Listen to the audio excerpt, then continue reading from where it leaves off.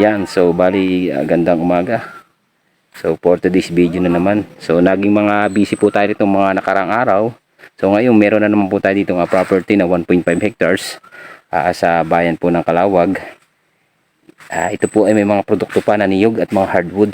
So dito na po tayo nag-start sa may property na start natin na ito. So dito sa may pinakamuhuna. So mapapansin po natin yung original na muhon. Ayan. So bali kasama po natin mismo si seller, yung pong anak nung may-ari nito.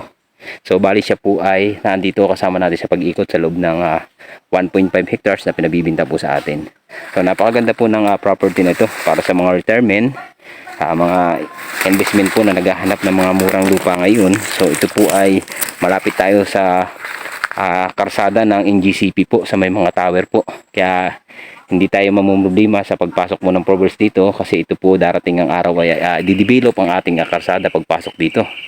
So napakaganda po ng reality ng pagkalupa. Makapansin niyo na talagang medyo may sukal siya ngayon, pero may mga produkto pa naman po siya ng mga niyog.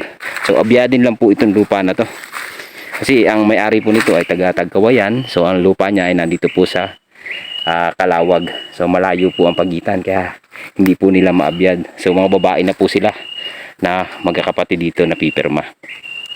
So ang kanilang magulang ay bali patay na po, kaya napagdesisyon na lang po ng mga magkakapatid na babae na ibinta po itong pinakang lupa nila na to.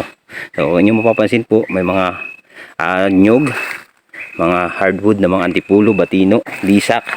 So ang reality naman po ng lupa niya, so medyo slopey po na konti. So banayad lang naman po. Kasi may nakikita ko na napakalaking puno. Yun po, malaking puno. Hindi lang po familiar kung anong pangalan po ng hardwood na yun, pero sa tingin ko napakatibay po niyan. Yan. Yung po mga gusto mag-avail ng property na to, makikita po nyo yung aming contact number sa WhatsApp and Viber sa taas po ng ating screen. So bago ko po ito ikutin ang buong property, so ako nga po pala si Erwin Sivera ng Art of Field Vlog, ay muli na naman yung samahan sa paglibot dito sa property na pinagtiwala po sa atin na mismo seller na kasama natin ngayon. So ito na po, ikutin natin para makita nyo yung pinakang reality nya. So medyo madamo, yun lang po ang kaalahan dito sa property na to, pero makikita naman po natin may mga produkto ng niyog at mga hardwood na kahoy.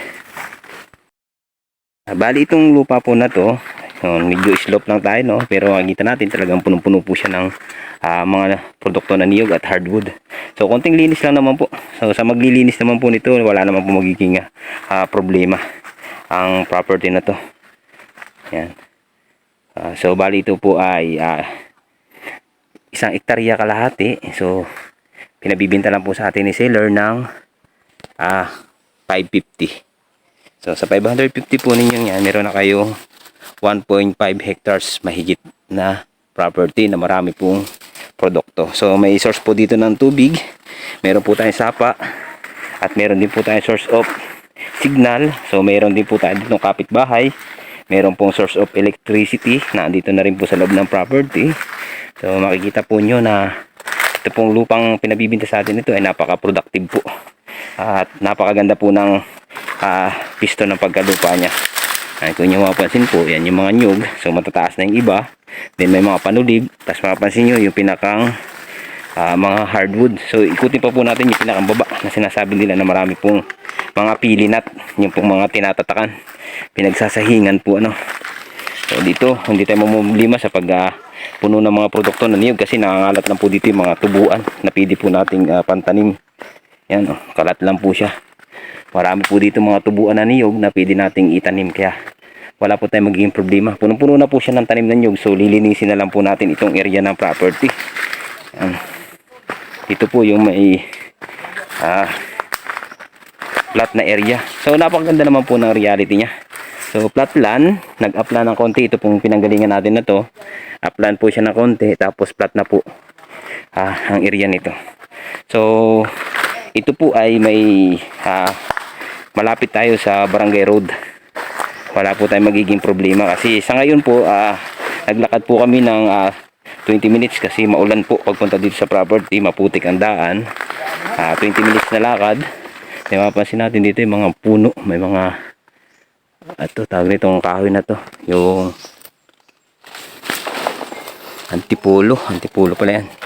Yan, bali, ito po yung mga nyugan na marami pang produkto. May mga batino. Yan. Bali, si nanay po dito, yung kasama natin. Siya po yung seller dito na nagbibinta. Sila po yung magkakapatid na kasama natin ngayon. Yan po sila. Yan. Ito na po yung plat na area. Makikita naman po nyo na talaga napakarami naman po na produkto. May kawayan. Then may sapa.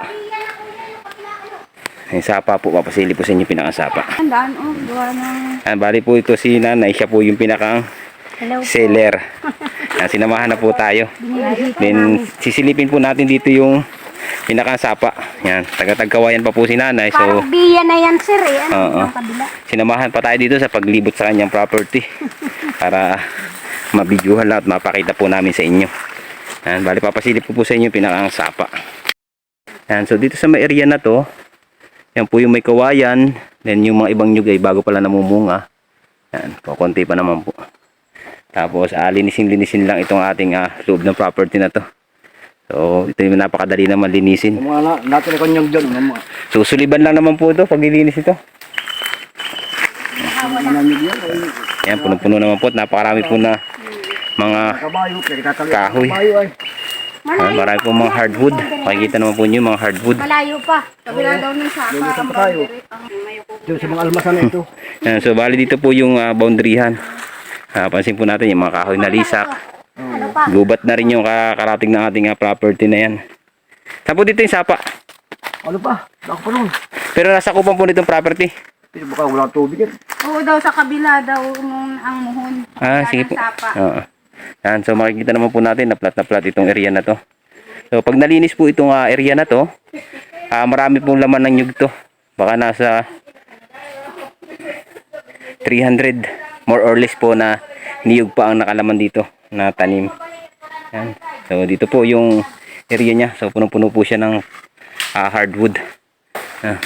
Makikita po natin dito yung pinakang reality niya. So talagang hindi lang po natin siya mapasok lahat, maikot.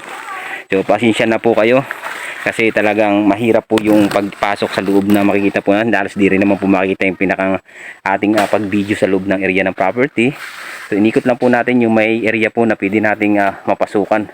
Pero sa tingin ko po sa mga buyer walang hindi po magugustuhan ito. Lalo na yung mga naghahanap po ng murang property at investment at mga retirement. So mataba ang lupa, mayabo ang lupa niya, pwedeng pagtaniman. Kung mapapansin po nyo, talagang mataba ang lupa niya. Makikita nyo yung mga kahoy, mga nyug. So buhay na buhay siya sa loob ng kahuyan ito. Kaya talagang masasabi po natin na napakaganda ng area ng property. So sa mga gusto po na mag-abil nito, kumontak mo lang po kayo sa aming number na makikita nyo dyan. So ito po yung simula uli ng ating panibagong pag-vlog at panibagong pag-ikot sa mga property. Kasi tayo naging busy po sa pag-update po ng mga farm ng ating mga nag-abil na buyer.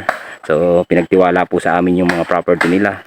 So maraming salamat po. Shout out sa inyo, sir, ma'am. So hindi ko na lang po kayo papangalanan dahil sinabi nyo na i-private ko po ang inyong mga pangalan na nag-abil sa amin ng property. So yan po, isang malaking pasasalamat ko po sa inyo yan.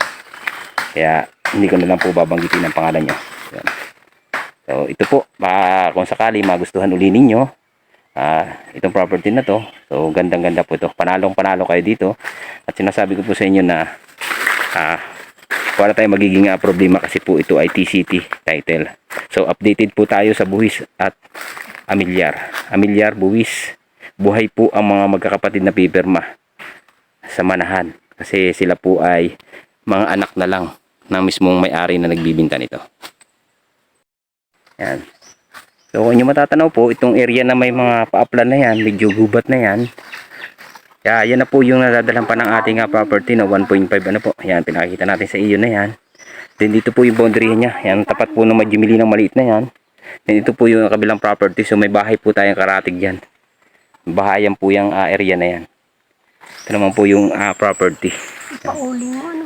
So dito po, pwede nang gusto nyo pauling yung mga kahoy. Pwede po. Daming talaga ka ng isang mag-uuling.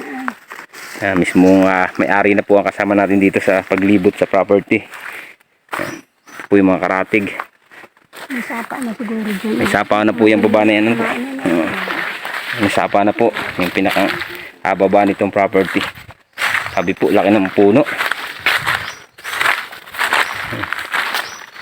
Papasilip po sa inyo pinakang source ng tubig. Ay, sapa, madamo. Bali masukal po.